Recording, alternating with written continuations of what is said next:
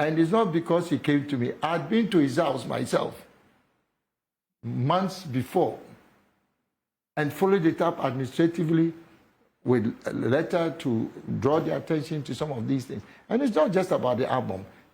Look, I had serious challenges with some of the processes for the Superdelegates Conference. How is it that you set up a presidential elections committee,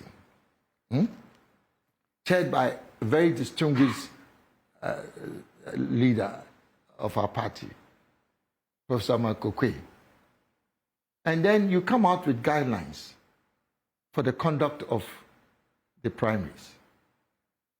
And then you indicate that in the event of a runoff, that the superdelegates who voted in the elections prior to the runoff would be the same people who vote in the runoff. These are guidelines that we all sign on to. We go through the superdelegates election. Well, fortunately, I'm part of the 5, but there's a tie for the 5th position between Boache Jakon and then Adainibo. Straightforward matter. Let the rules work. Then the National Council sits and then make a determination or decide that they will set aside the rules that the aspirants have signed on to, and that they will now become the delegates to decide on the runoff. Is that proper? Well, so I'm just saying that, look, I didn't want us to get into this, but, well, since you asked, I needed to. Yeah. So obviously you've have you spoken to the national chairman again since this? No? No, no, but he's a very good friend of mine. You remain so?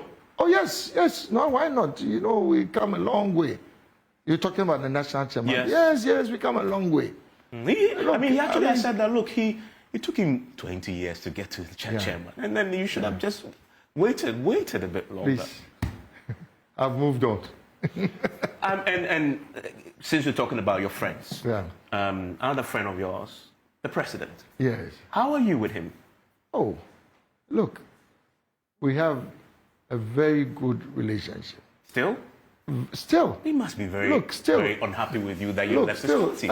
No, well, he may be unhappy, but we've had a very good... In fact, and I don't mind saying this publicly, that because of the relationship that we've had, I've never, in all the instances where we competed, have had a problem in working to support him after the competition. You know, if you have real deep-seated differences and you go into an election, after that, you probably recoil. But I've been his strongest but you recoiled after 2007. No, that is not the case. You're telling your resignation to talk to out of now you went, you see, now you are going, you found another back route to come into this discussion. That's a beauty of conversation. It's a conversation. This one, don't come through the back door. It's a beauty of conversation. By the way, you're listening to my exclusive interview with Alain Kyerematen on the Journey channel. We agreed that... No. I mean, it's a conversation. We're talking about your friend. No, but I'm saying that, look, I've moved on. Yeah. I've worked. But you're on good terms with him? Very good terms. You know, has he called you since Monday? No, but he's been out of the country. No, but... Did you hint him? Did you hint him at all? Sorry? Did you hint him that... No, well, we can't discuss this openly. Yes. So I assume you did. And I'm sure he wasn't happy with you. That you decided to go. Why are you trying to get into our relationship?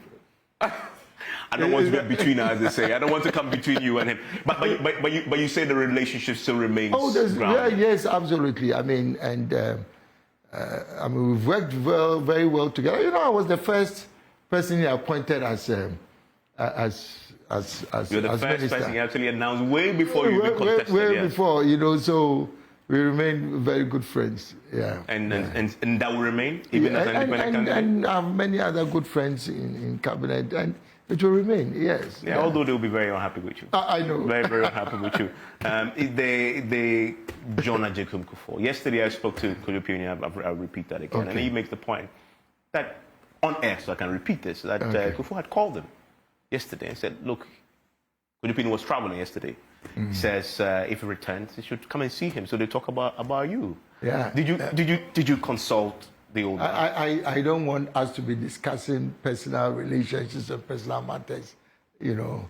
I only asked that because of the role he played. No, that's what I'm saying. In 2007, you know, we've been working together very closely, you know, since in fact, I mean, saying because you know he was a leading member of the party right from the beginning, and we've been working together since 1992.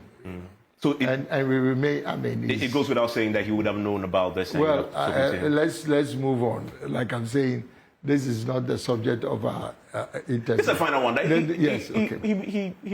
Was he happy? Must not be happy. Who is that? And Kyerematen yesterday told me that. Kyerematen told me that this one publicly. So this one I can tell you. You interviewed him. Yes, please, I did. And then he said on air that. You didn't consult him, but if you did, he would have told you. If you had told him, he would have told you not to stay and fight. Those are his words. He should stay and fight. I should stay and fight. Yes, that's what he said. That is his view. Yeah, he was saying that I should have stayed. If you had consulted him, he would have told you to stay and fight. So Kyerematen made a public declaration that we did not have a discussion. Is that what you are saying? Oh, well, on national television, PM Express yesterday, people watched us on air, and I asked him that. He says, you didn't consult him, but if you did, he would have told you to. And I asked him, so why, do you support him? Do you support this issue? He says he's not opposed to it, but he wouldn't support it either. But if he had, but if you have told him, if he would have told you, he would have told you not to stay and fight. Yeah, but what is the point? Staying and fight and fighting. Yes. For what purpose? Look, I mean, and I'm sorry. I mean, because I didn't listen to the interview. Fair enough. I didn't, so I cannot make a comment on it. Yeah. You know. But I'm just repeating what he has told But us. I'm surprised if you said he made a public statement that we had no discussion on this matter. But that's fine. But I'm saying that I have moved on. I've been a loyal member of this party with a distinguished record as a member of the National Executive, member of the National Council, a member of several of the most important committees. I was chairman of the Young Executive Forum, which was the backbone of the party, financial backbone of the party.